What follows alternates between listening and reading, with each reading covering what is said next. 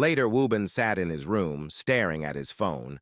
He thought about calling Sunjin, but let his pride hold him back, especially after everything that had happened between them. Instead, he walked over to his dresser and picked up a small toy car, one that Sunjin had given him when they were kids. He smiled at the memory, took a picture of the toy, and sent it to Sunjin with a simple smiley face. He hoped Sunjin would understand that the message was his way of apologizing and showing that he still cared. At that moment, Sunjin was working out in his home gym, trying to clear his mind. But no matter how hard he tried, his thoughts kept drifting to Woben. He knew he shouldn't be thinking about him, especially since Woben had made it clear that their friendship no longer mattered to him. But the bond they had formed since childhood wasn't something he could easily forget.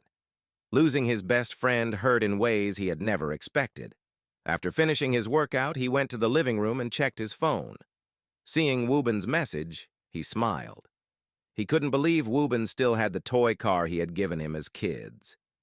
Immediately, he responded with a picture of a park, the park where they used to play hide-and-seek when they were young. It was his way of saying they should meet there to talk. Minsu walked into the room and noticed Sunjin smiling at his phone. She asked who he was texting. Pulling her closer, he teased her about being jealous before reassuring her that it was just Woben. Minsu, concerned, asked if everything was okay between them. Sunjin told her he hoped so. He explained that he was planning to meet Woben in hopes of finally resolving their issues. Minsu, happy that they were making an effort to mend their friendship, encouraged him to go. Sunjin smiled at her and said he needed to shower first. Taking her hand, he playfully suggested she join him. He promised to be back early so they could spend time together. Holding her hand, he led her upstairs. Later that night, Sunjin arrived at the park carrying some beers. He spotted Woben sitting on a bench and walked over to join him. Handing him a beer, Sunjin asked if he had been there long. Woben nodded, saying he had come early to get some fresh air. Sunjin chuckled, reminiscing about how they used to sneak out every evening to come to the park. He recalled how, whenever their maids came looking for them, they would hide so they could spend more time together. Woben laughed, remembering how Sunjin didn't like the food at his house, so he would always steal food and bring it to the park for him. They both smiled at the memories.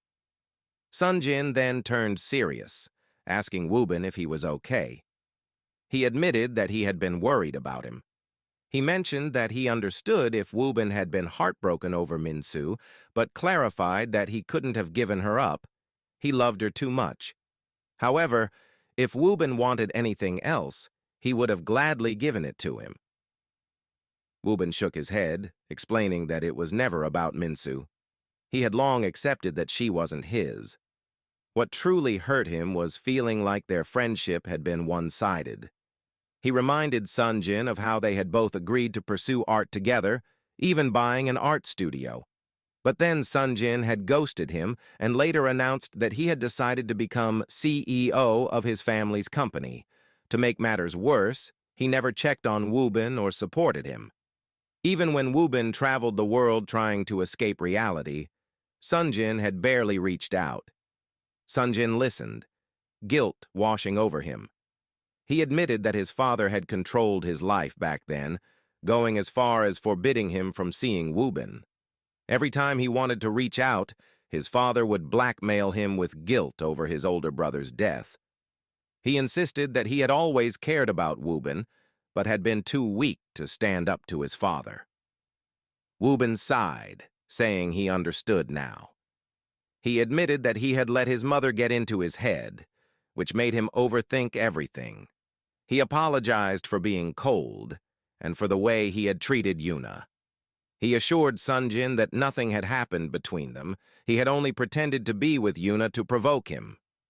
Sunjin smiled, saying he had never doubted him. He expressed how relieved he was that they had finally talked things out. Woben joked that if Sunjin loved him so much, he should marry him instead. Sunjin laughed, leaning his head on Woben's shoulder. He said they were brothers for life. Only death could separate them. They would grow old together. Woben smiled, happy to have his best friend back.